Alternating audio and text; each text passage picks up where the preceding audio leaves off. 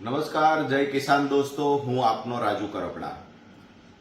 આજકાલ રાપર સહિત કચ્છના આજુબાજુના વિસ્તારમાં, રાધનપુર સહિત ઉત્તર ગુજરાતમાં અને ખાસ કરીને સૌરાષ્ટ્રના અમુક તાલુકાઓમાં અતિ ભારે વરસાદ થવાના કારણે ખેડૂતોને મોટા પ્રમાણમાં પાક નુકસાન થયું છે। આ જ સમયે પંજાબની અંદર પણ અતિ ભારે વરસાદના કારણે ખેડૂતોને પાક નુકસાન ભોગવવું પડ્યું છે।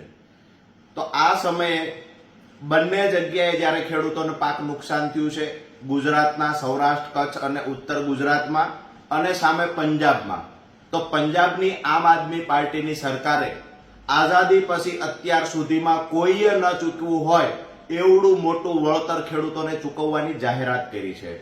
ખાસ કરીને પ્રતિ હેક્ટર 50,000 રૂપિયા અસરગ્રસ્ત ખેડૂતોને વળતર ચૂકવવાની જાહેરાત કરી છે આમ આદમી પાર્ટીની સરકારે।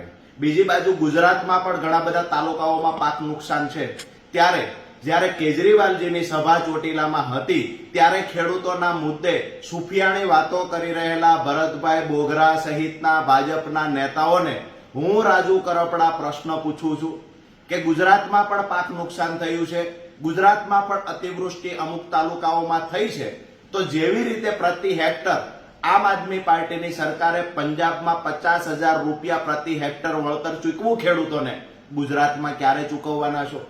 બીજી એક મહત્વની વાત, જો ભરતભાઈ બોઘરા ભાજપના નેતાઓને કહે, ભાજપના નેતાઓ ભાજપની સરકાર નક્કી કરે અને ખેડૂતોને પ્રતિ હેક્ટર આમ આદમી પાર્ટીની માફક જો 50,000 રૂપિયા વળતર ગુજરાતમાં ચૂકવે તો હું રાજુ કરપડા જીવીશ ત્યાં સુધી ભાજપના ગુણગાન ગાઈશ, ભાજપના વખાણ કરીશ।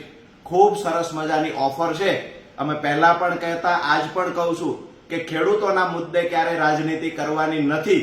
જો ભાજપ સરકાર પંજાબમાં આમ આદમી પાર્ટીની સરકારે ચૂકવું એ મુજબનું વળતર ચૂકવશે ગુજરાતમાં તો હું રાજુ કરપડા કાયમ માટે વખાણ કરીશ। અન્યથા ભાજપના નેતાઓએ ખેડૂતોના મુદ્દે બોલવાનો કોઈ અધિકાર નથી। ખેડૂતોના મુદ્દે ક્યારે નિર્ણય લઈ ના શકતા હોય તો ખેડૂતોના મુદ્દે બોલવું પણ ના જોઈએ। આભાર, જય કિસાન।